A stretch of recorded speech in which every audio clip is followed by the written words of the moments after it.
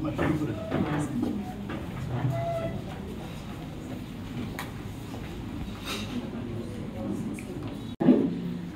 এই অংশীজনের ভাবনা শীর্ষ কর্মশালায় আপনাদের সবাই গ্রহণকারী ছাত্রছাত্রী একটি সাংবিধানিক প্রতিষ্ঠান 1972 সালে প্রতিষ্ঠিত হয়ে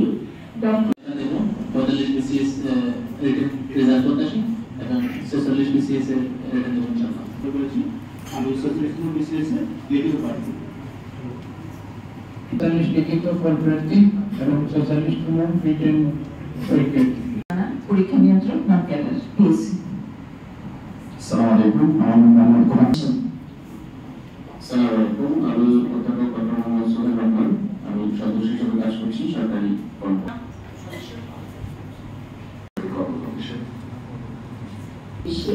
এক মিনিট দাঁড়িয়ে নিরাপত্তা পালন করব। আমি সবাই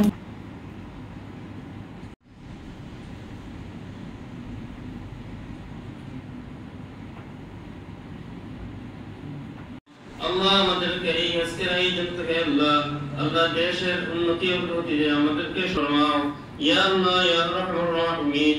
আল্লাহ বিদায় অবস্থায় তুমি সুস্থ প্রদান ফরমাও ইয়া আল্লাহ ইয়া রাহমার রাহিমিন। আল্লাহ তাদের পরিবার পরিজন দাও। ওয়া সাল্লাল্লাহু তাআলা আলা খায়রিহি মুহাম্মাদ ওয়া আলা আলিহি ওয়া আসহাবিহি আজমাইন।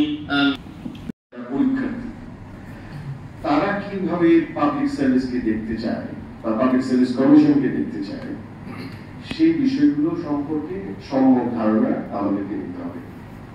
তাদের কাছ থেকে ফিডব্যাক নিতে হবে, তাদের কাছ থেকে আইডিয়াগুলো প্ল্যানগুলো সেগুলোতে সেটাকে আরো আমার মনে হয় যে শার্পেন করবো, সে উদ্দেশ্যে আসা। এখানে একটা বিষয় আমি বলেছি যে আমরা পরিবর্তন চাই। এই পরিবর্তন চাওয়া সহজ, পরিবর্তন কিভাবে চাই এবং সেটা যে বাস্তবায়ন সেটা কিন্তু চ্যালেঞ্জিং। তবে আমি একটা বিষয় খুব ইম্পর্টেন্ট, যে পরিবর্তন আমরা জানতে চাচ্ছি তার সহযাত্রী কিন্তু আজকে যারা এখানে আনন্দ ছাত্রছাত্রী কিন্তু আছে, তারাও আমরা we are trying to shape it together. এটা হচ্ছে আমার কাছে মনে হয় আশার জায়গা, যে এটা আমরা বিচ্ছিন্নভাবে আমরা একাই করে ফেলছি না, আমরা সবাইকে নিয়ে সবার মতামত নিয়ে সেই পরিবর্তনগুলো আনবো। কি ধরনের পরিবর্তন? পিএসসি একটা প্রতিষ্ঠান হিসেবে যাতে করে দক্ষ হয়ে ওঠে এবং পিএসসি প্রতিষ্ঠান হিসেবে যাতে করে আমার কাছে মনে হয় যে একটা আকাঙ্ক্ষার স্থল হয়। এবং যেই আমার কাছে মনে হয়েছে যে লাস্ট ধরেন অনেক বছর ধরে পিএসসি সম্পর্কে একটা নেতিবাচক ধারণা অনেকেরই রয়েছে, আমরা তার থেকে উত্তরণ চাই এবং সেই উত্তরণ করতে গেলে অনেক পদক্ষেপ নিতে হবে। আমার মনে হয় যে সিলেবাসে পরিবর্তন আনতে হবে, আমাদের পরীক্ষা পদ্ধতিতে হয়তো বা পরিবর্তন আনতে হতে পারে, আমাদের প্রাতিষ্ঠানিক পরিবর্তন আনতে হতে পারে, আমাদের যে আইন আছে সেই আইনের মধ্যে পরিবর্তন আনতে হতে পারে। এই সব বিষয়ে আমি কিন্তু মনে করি যে এই স্টেক হোল্ডারদের মতামত অত্যন্ত গুরুত্বপূর্ণ ভূমিকা পালন করবে।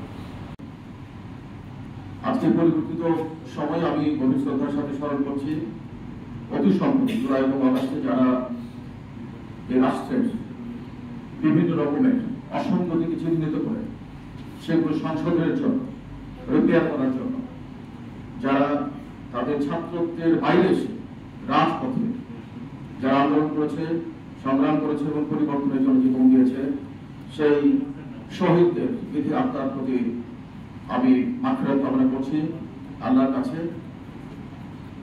এবং যারা এখন আহত রয়েছে, আমরা আহতদেরকে দেখেছি, তাদের কষ্টের কোনো সীমা নেই। এই জায়গা থেকে কখনো বোঝা সম্ভব না একটি দৃষ্টি সম্পন্ন একটি শিক্ষার্থী কয়েকদিন আগেও যার দৃষ্টি ছিল আজকে দৃষ্টি, যে ছেলে এবং মেয়েরা কদিন আগেও যাদের সব সুস্থতা ছিল আজকে তারা প্রতিবন্ধী, অনেকের হাত নেই, পা নেই। এই বিষয়গুলো আমরা যখন তাদের কাছাকাছি যাই এবং তাদের সাথে আমরা কথা বলি তখন আমরা বুঝি যে কতটা ত্যাগের বিনিময় আজকের এই সময়কে আমরা কোনোভাবেই বৃথা যেতে দিতে পারি না। এবং সেজন্যই আমি সকল ক্ষেত্রে বিশেষ করে একটা রাষ্ট্রের যে প্রতিষ্ঠানগুলো রয়েছে সেই প্রতিষ্ঠানগুলো যদি সঠিকভাবে কার্যকর থাকে তাহলে রাষ্ট্র অবশ্যই সঠিকভাবে তার দায়িত্ব পালন করে রাষ্ট্রের যারা নাগরিক রয়েছে তারা যথাযথ তাদের যে নাগরিক সুবিধা অথবা নাগরিকের যে অধিকার সেটি প্রাপ্ত হবে। সরকারি নীতি করে নিয়োগ সংক্রান্ত বিভিন্ন বিষয়ে করে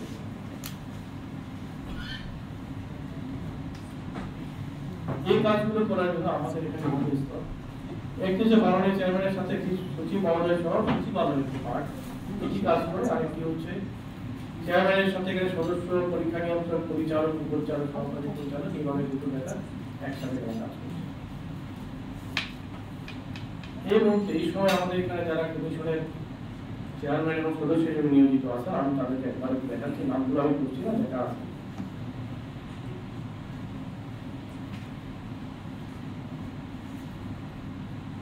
সরাসরি নিয়োগের মাধ্যমে আরেকটি পদোন্নতির মাধ্যমে। সরাসরি নিয়োগের মধ্যে আমার দুটো ভাগ, একটা বিসিএস গ্রেড, একটা নন গ্রেড। দুটো পদে আমাদের বিভিন্ন রকম পরীক্ষা পদ্ধতি আছে। আর পদোন্নতিটা হয় মূলত দুটা ভাবে, একটা হলো যারা বিসিএস কর্মকর্তা তাদের বিভাগীয় এবং সিনিয়রদের পরীক্ষা এর মাধ্যমে, আরেকটি হচ্ছে বার্ষিক উপরে প্রতিবেদনের ভিত্তিতে পদোন্নতি পাওয়া, যেটা হচ্ছে এক শ্রেণী থেকে আরেক শ্রেণীতে পদোন্নতি বা এক গ্রেড থেকে আরেক।